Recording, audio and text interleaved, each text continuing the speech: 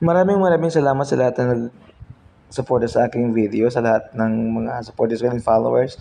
Dahil sa inyo na-monetize ako. Ito guys, ang pag-usapan natin ngayong araw tungkol sa pag-apply bilang guro dito sa Thailand. So guys, advice ko lang sa inyo, kung ikaw ay isang regular na teacher na sa DepEd in the Philippines, huwag ka nang mag-resign. Manatili ka na dyan. Kung sa akin ang advice ko lang sa inyo, kita ka depende naman talaga sa inyo yan. Kapag hindi mo kaya, kasi sabi nyo nga, ganito, ganyan, nasa inyo na yan. Pero ang pag-apply guys sa Thailand, hindi madali. Marami kang pagdaanan, sakripisyo, financial, emotional, at saka pagod. Kasi hindi magic na pagdating mo ng Thailand, may school ka agad. Swerte mo pag may nag-refer sa'yo, may tumulong sa'yo. Pagdating mo dito, may tumatirahan ka.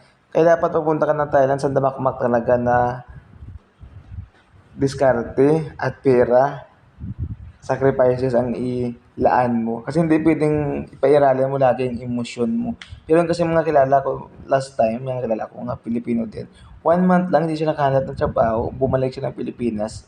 Kasi na-stress daw siya at nalungkot, na homesick. Yun ang sinasabi ko, if you're not ready to go abroad, huwag ka nang mag-abroad kasi dapat pag nasa abroad ka, matibay yung sikmura mo, matibay yung loob mo, huwag kang mapapikto sa mga emosyon-emosyon na yan, sa mga homesick na yan. Be mature enough naman, dapat pag nag-abroad ka, yun talaga. Mag-video call ka syempre sa mga kamag-anak mo eh. So, dapat may goal ka pag pumunta ka ng abroad. Pag nandito ka, 1 to 3, 1 to 2, 1, 2, and 2. 1 to 3 months guys, mahuhumsik ka. At yung iba, umuwi. Kaya dapat matibay talaga.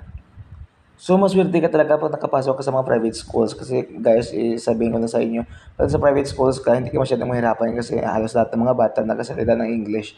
Unlike doon sa mga public schools here in Thailand na mahirap kasi minsan yung mga bata zero English, lahat ng mga strategies mo gagawin mo talaga para maintindihan nila at magkaintindihan kayo. So, ayun guys, yun. Pag nakapasok ka naman sa international school, mas malaki yung mga sahod at enough na to support your family in the Philippines. So, if you have some questions, you can send a message direct dito to my messenger account or sa, dito sa comment ka sa aking post ngayon. Maraming salamat talaga guys at nagpapasalamat ako ng marami sa inyo. Please follow for more updates here in Thailand. Uncle Dan. Bye-bye.